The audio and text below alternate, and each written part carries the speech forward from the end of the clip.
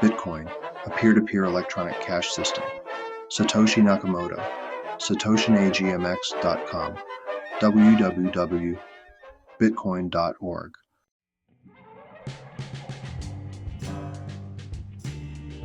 A purely peer-to-peer version of electronic cash would allow online payments to be sent directly from one party to another without going through a financial institution.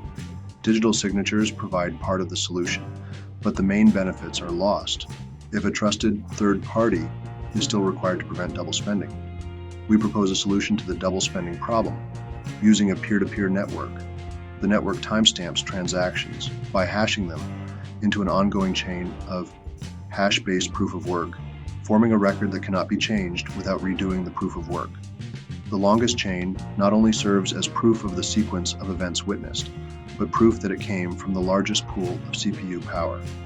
As long as a majority of CPU power is controlled by nodes that are not cooperating to attack the network, they'll generate the longest chain and outpace attackers.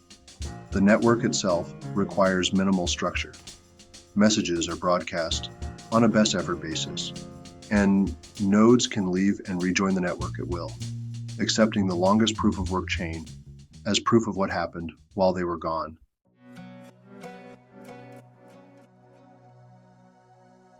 Commerce on the internet has come to rely almost exclusively on financial institutions, serving as trusted third parties, to process electronic payments. While the system works well enough for most transactions, it still suffers from the inherent weaknesses of the trust-based model.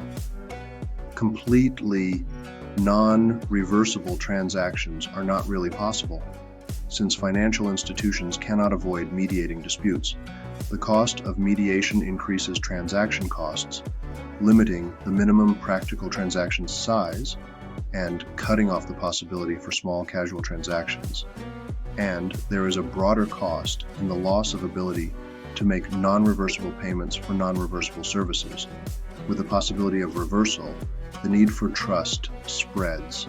Merchants must be wary of their customers, hassling them for more information than they would otherwise need. A certain percentage of fraud is accepted as unavoidable. These costs and payment uncertainties can be avoided in person by using physical currency, but no mechanism exists to make payments over a communications channel without a trusted party.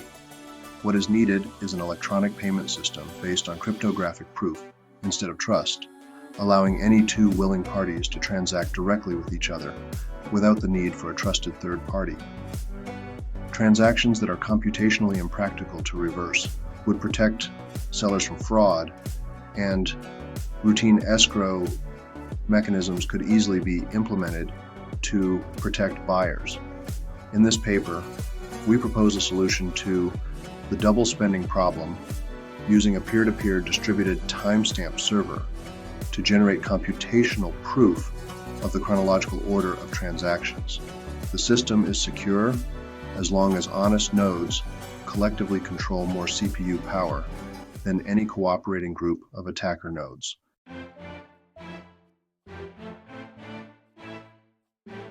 We define an electronic coin as a chain of digital signatures. Each owner transfers the coin to the next by digitally signing a hash of the previous transaction and the public key of the next owner and adding these to the end of the coin. A payee can verify the signatures to verify the chain of ownership. The problem, of course, is the payee can't verify that one of the owners did not double spend the coin. A common solution is to introduce a trusted central authority, or mint, that checks every transaction for double spending. After each transaction, the coin must be returned to the mint to issue a new coin, and only coins issued directly from the mint are trusted not to be double spent.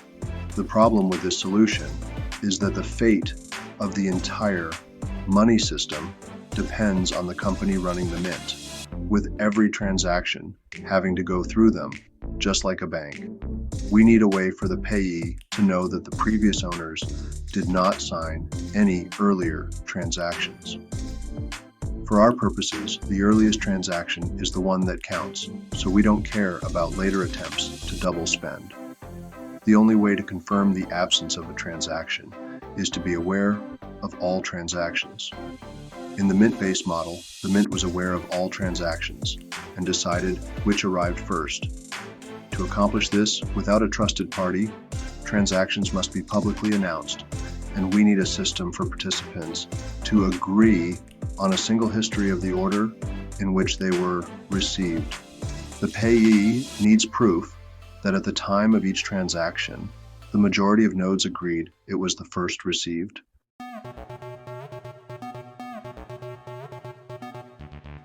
The solution we propose begins with a timestamp server. A timestamp server works by taking a hash of a block of items to be timestamped and widely publishing the hash, such as in a newspaper or Usenet post.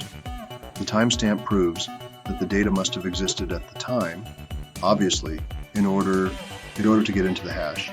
Each timestamp includes the previous timestamp in its hash, forming a chain, with each additional timestamp reinforcing the ones before it.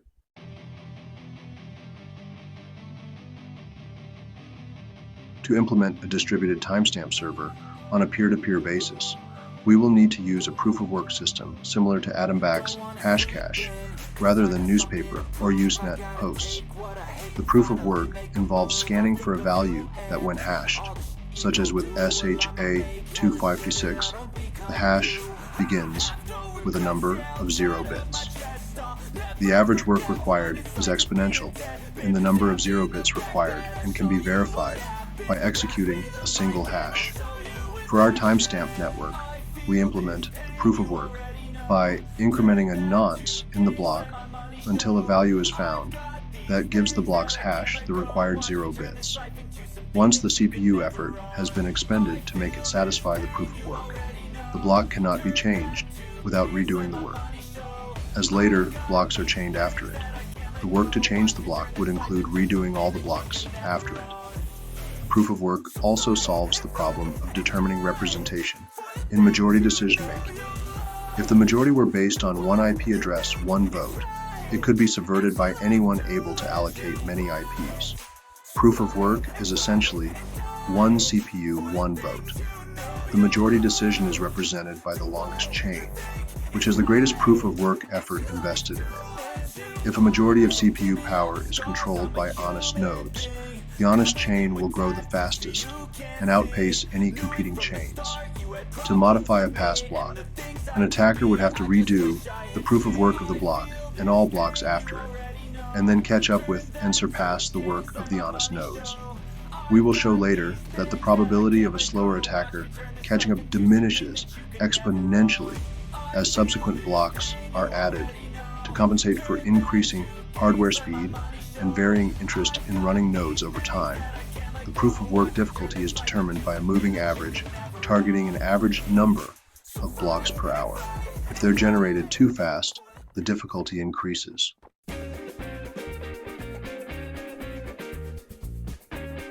The steps to run the network are as follows. 1. New transactions are broadcast to all nodes. 2. Each node collects new transactions into a block. 3. Each node works on finding a difficult proof-of-work for its block. 4. When a node finds a proof-of-work, it broadcasts the block to all nodes. 5. Nodes accept the block only if all transactions in it are valid and not already spent. 6. Nodes express their acceptance of the block by working on creating the next block in the chain, using the hash of the accepted block as the previous hash. Nodes always consider the longest chain to be the correct one, and will keep working on extending it. If two nodes broadcast different versions of the next block simultaneously, some nodes may receive one or the other first. In that case, they work on the first one they received, but save the other branch in case it becomes longer. The tie will be broken when the next proof-of-work is found, and one branch becomes longer. The nodes that were working on the other branch will then switch to the longer one. New transaction broadcasts do not necessarily need to reach all nodes. As long as they reach many nodes, they will get into a block before long. Block broadcasts are also tolerant of dropped messages. If a node does not receive a block, it will request it when it receives the next block and realizes it missed one.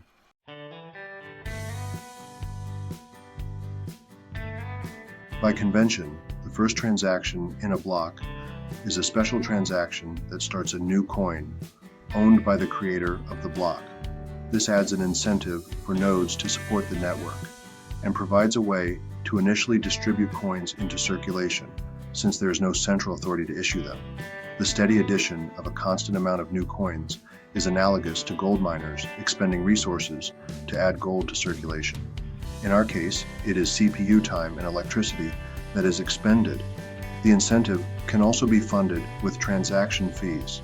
If the output value of a transaction is less than its input value, the difference is a transaction fee that is added to the incentive value of the block containing the transaction.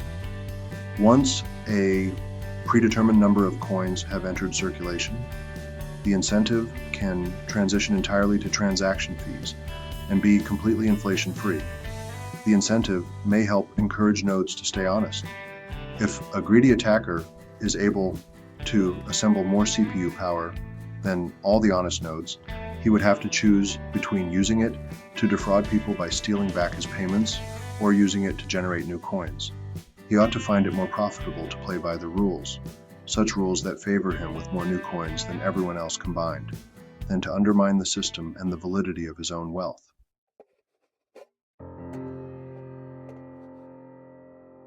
Once the latest transaction in a coin is buried under enough blocks, the spent transactions before it can be discarded to save disk space. To facilitate this, without breaking the block's hash, transactions are hashed in a Merkle tree, with only the root included in the block's hash. Old blocks can then be compacted by stubbing off branches of the tree.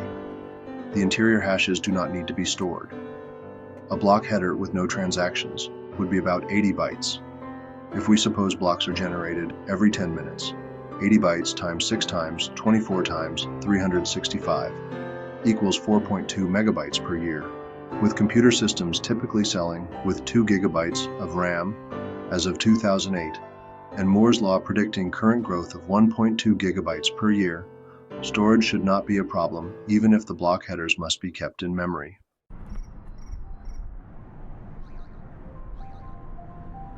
It is possible to verify payments without running a full network node. A user only needs to keep a copy of the block headers of the longest proof of work chain, which he can get by querying network nodes until he's convinced he has the longest chain, and obtain the Merkle branch linking the transaction to the block it's time-stamped in. He can't check the transaction for himself, but by linking it to a place in the chain, he can see that a network node has accepted it, and blocks added after it further confirm the network has accepted it. As such, the verification is reliable as long as honest nodes control the network, but is more vulnerable if the network is overpowered by an attacker. While network nodes can verify transactions for themselves, the simplified method can be fooled by an attacker's fabricated transactions for as long as the attacker can continue to overpower the network. One strategy to protect against this would be to accept alerts from network nodes when they detect an invalid block, prompting the user's software to download the full block and alerted transactions to confirm the inconsistency. Businesses that receive frequent payments will probably still want to run their own nodes for more independent security and quicker verification.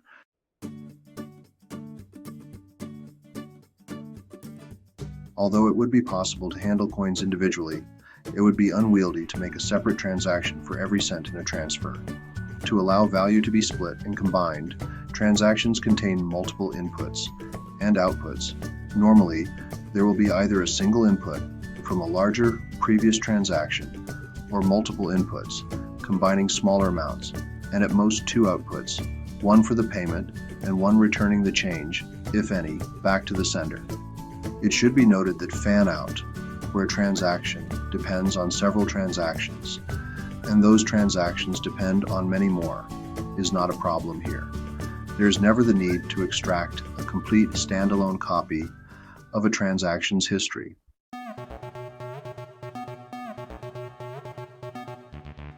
The traditional banking model achieves a level of privacy by limiting access to information to the parties involved and the trusted third party. The necessity to announce all transactions publicly precludes this method, but privacy can still be maintained by breaking the flow of information in another place, by keeping public keys anonymous.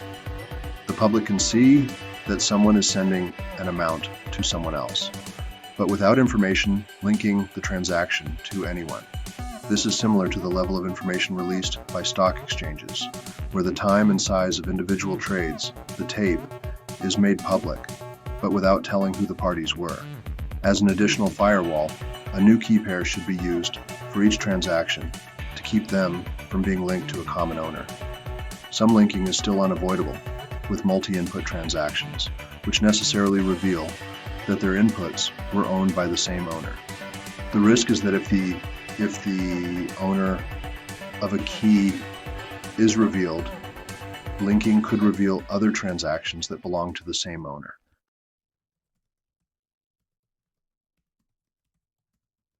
We consider the scenario of an attacker trying to generate an alternate chain faster than the honest chain.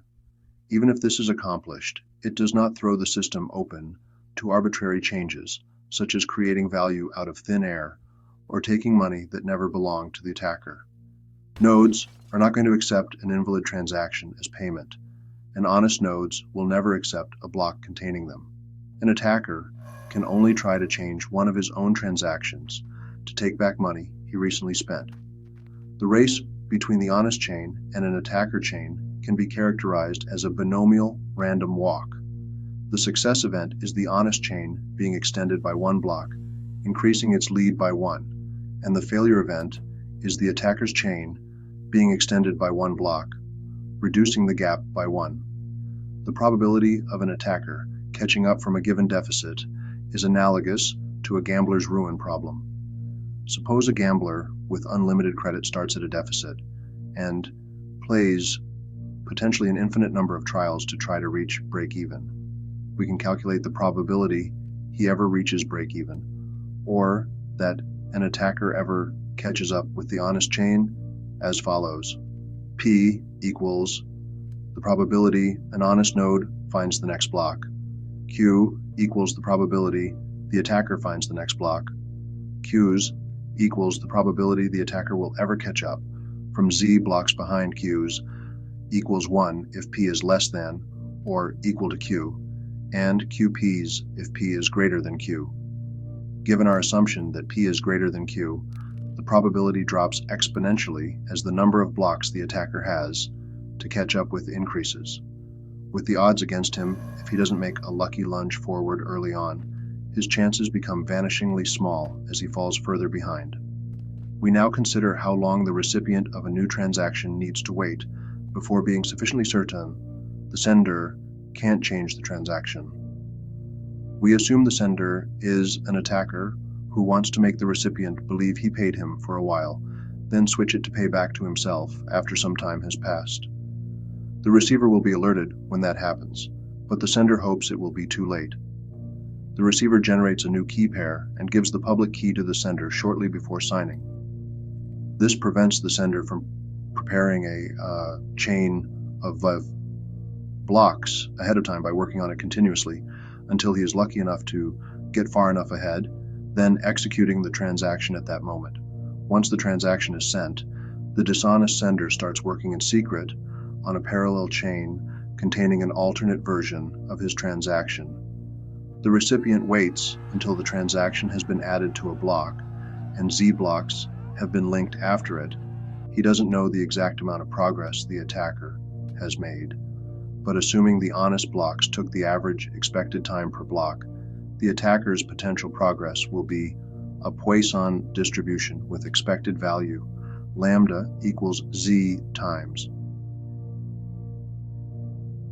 To get the probability the attacker could still catch up now, we multiply the Poisson density for each amount of progress he could have made by the probability he could catch up from that point. Sum from k equals 0 to infinity of lambda k times e's here lambda divided by k times qp zk if k is less than or equal to z, 1 if k is greater than z.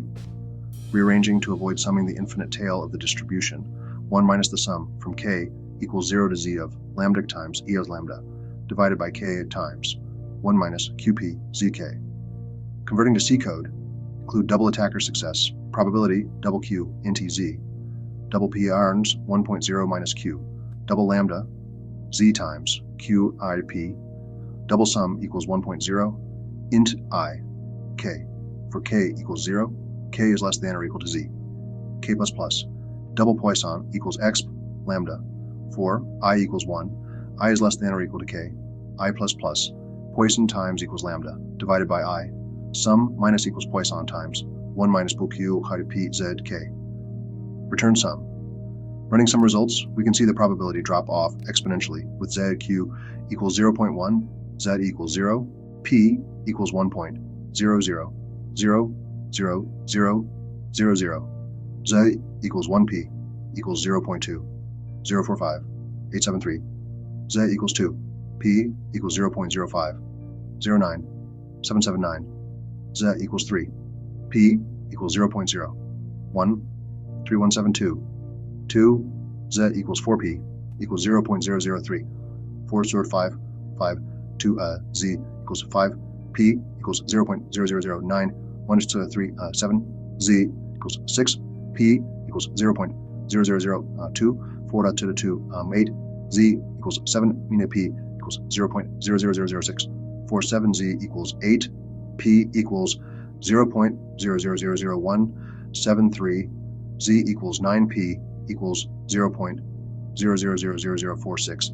z equals 10, p equals 0.0000012, q equals 0.3, z equals 0p equals 1.0000000, z equals 5, p equals 0.177353, z equals 10, p equals 0.0416605, z equals 15, p equals 0.01, 0.008, z equals 20p equals 0.0024804, z equals 25, p equals 0.0006132, z equals 30, p equals 0.0001522, z equals 35, p equals 0.0000379, z equals 40, p equals 0.0000095, z equals 45, p equals 0.000002, 4,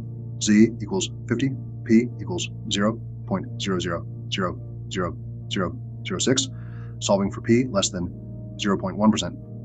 P is less than 0.001, q equals 0.1, z equals 5, q equals 0.1, 5z equals 8, q equals 0.2, z equals 11, q equals 0.25, z equals 15, q equals 0.3, z equals 24, q equals 0.35, z equals 41, q equals 0.4, z equals 89, q equals 0.45, z equals 340.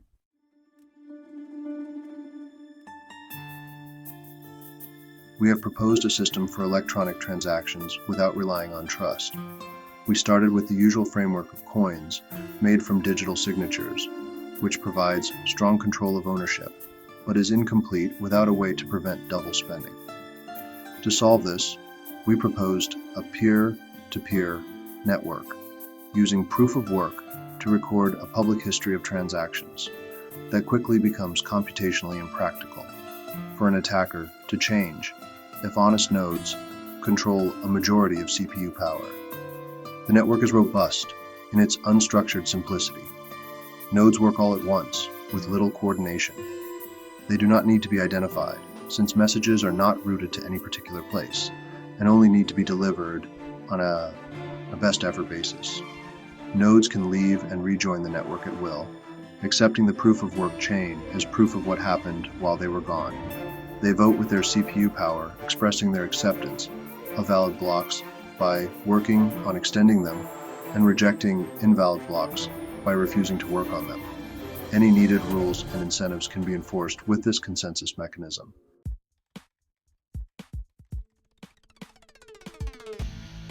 Orasiatias Aishti Twans Boykuba Saish www.tutorial wdi bmoney http www.whiteye.com bmoney.txt 1998 H. Macias, X.S. Avila, and J.J. Quisquater. Design of a secure timestamping service with minimal trust requirements. 20th Symposium on Information Theory in the Benelux, May 1999.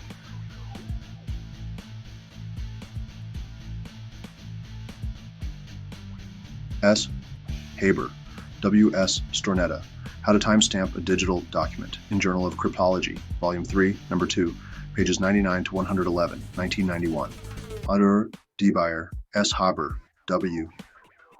Essen Stornetta, Improving the Efficiency and Reliability of Digital Timestamping in Sequences 2, Methods in Communication, Security and Computer Science, pages 329 to 334, 1993.